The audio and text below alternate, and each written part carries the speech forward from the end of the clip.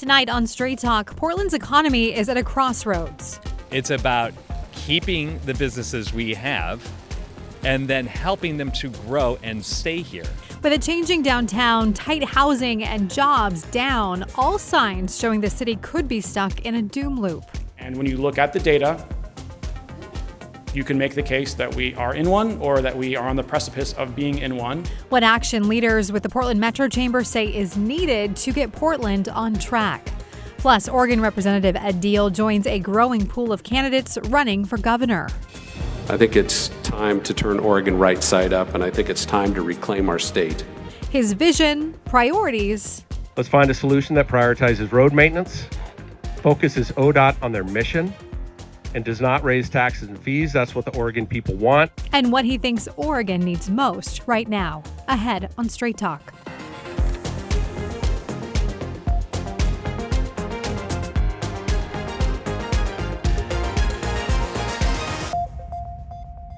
Hello, and thanks for joining us here on Straight Talk. I'm Stephanie Domerat. This week, the Portland Metro Chamber released their annual State of the Economy report, giving us a closer look at the economic health of the Portland Metro. And joining us today, Andrew Hone, President and CEO of the Portland Metro Chamber. He's led the chamber since 2018 after serving as President and CEO of the Brooklyn Chamber of Commerce. He's also served on several city and regional economic advisory committees. Also with us, Dr. Mike Wilkerson, Partner and Director of Economic Research at Eco Northwest. He holds a PhD in economics and politics and specializes in real estate and economic analysis. He also teaches in Portland State's Master of Real Estate Development program. Gentlemen, thank you for being with us today.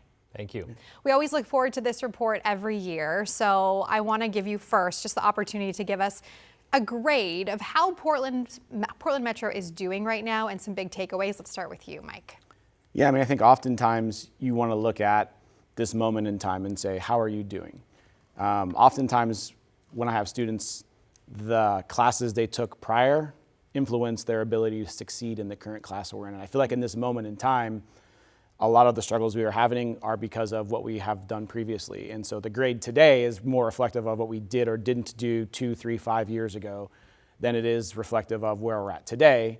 And so I think, it's pretty tough to grade today without a heavy curve understanding what those limitations are based on where we've been. So what would you give the grade of Portland's economy though right now? It's not good. I don't like giving out below C's, but in this case, I think you'd have to do that. Okay, strong words. Andrew, what were your big takeaways from this report this year? If people want to understand just where we are contextually, is that we compare to every other city. Right, let's talk about where Portland stacks up against cities.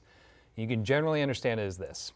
Amongst every single city in America, 50 big metro regions, we are either last in all the things you don't want to be last in, like employment or housing creation, or first in things that you don't want to be first in, like office vacancies and recovery in foot traffic, or in some cases, taxes, right? So the big takeaway this year is that we are at the bottom amongst every single region in the nation. Yeah, and that is not good news. Not good news whatsoever.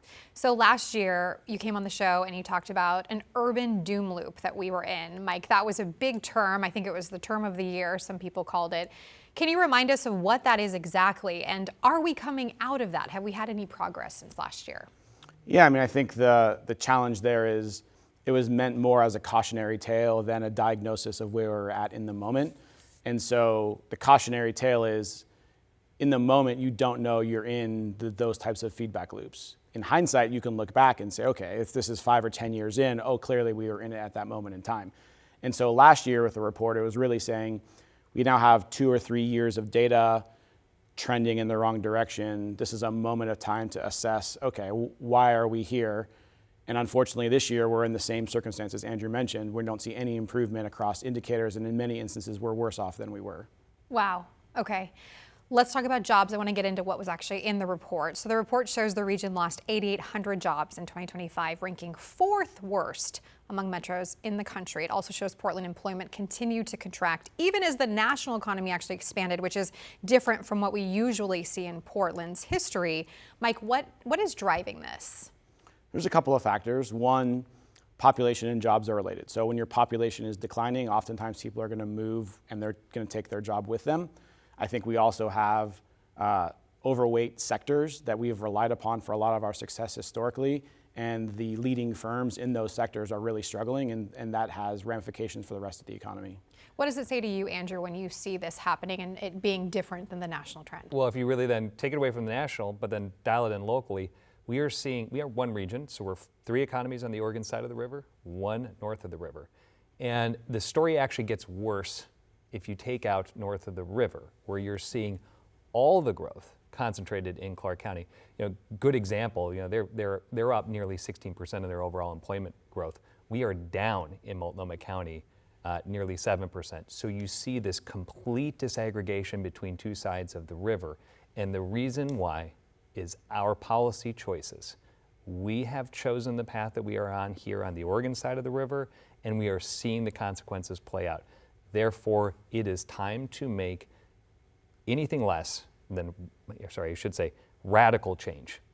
Radical change. What specific change, as you say, radical change, like what specific policies or things do you see that leaders in Portland or Oregon could do? Sure, it's really simple. Here in Multnomah County, we have the nation's highest business taxes, and the second highest personal income taxes, only less than New York City.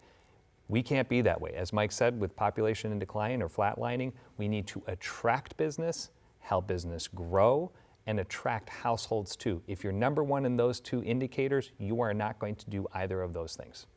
Let's talk about housing. That was another thing this year. The report says that housing production slowed sharply, and affordability, which I think was also like a term of the year really last year and still is, remains out of reach for many households. What's causing the slowdown right now in this, Mike? And why is this important for the broader economy? Yeah, historically, Oregon has leveraged, let's say, our natural abundance through a second paycheck, which is to say, the incomes here may not be higher, but living here is great. And housing has been affordable, and that's been part of that recipe for success. Over the last decade plus, we have seen an erosion of affordability for renter households and for ownership as well.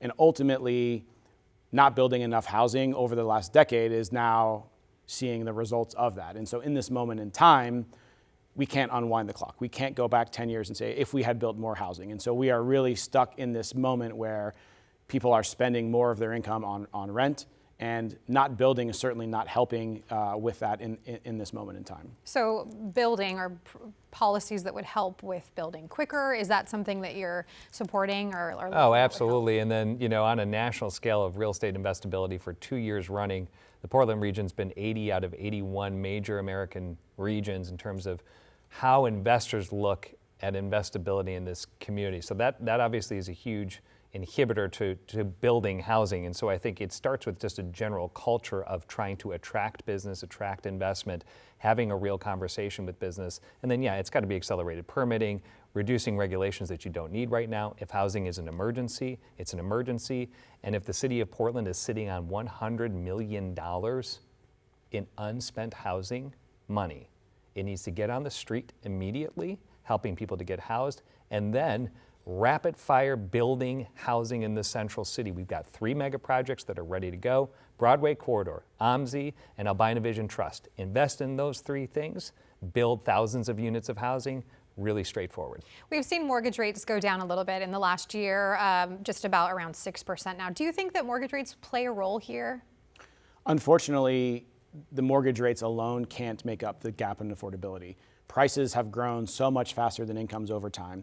Even if we were to unwind mortgage rates back to 4% or sub 4%, which is very unlikely to happen, really it's an income problem at this point. And that's the challenge in the short run, is the cures for the affordability are really medium term and long term.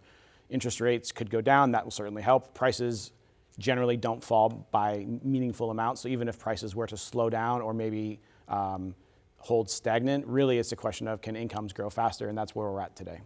Andrew, we just have about a minute left. So for viewers and Portlanders and people who love Portland, what can they do? What are the things that can move the needle here? Well, we have a policy agenda out there. They can obviously get behind that. But I think they should be really watching the conversations around the Moda Center, because keeping the Trailblazers here, it's more than about keeping our home team.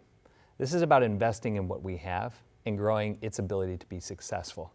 The contemplation of what we might do around the Moda Center is not just to keep a team here, it's about growing our ability to have more events, more activities there. And I think if there's a core message, that has to land, is that everybody needs to get behind supporting their local business community, keeping what we have, investing and growing it right here at home. And if people want to see more about the report, of course, they can go on our website and do that. But Andrew, Mike, thank you so much for your time today.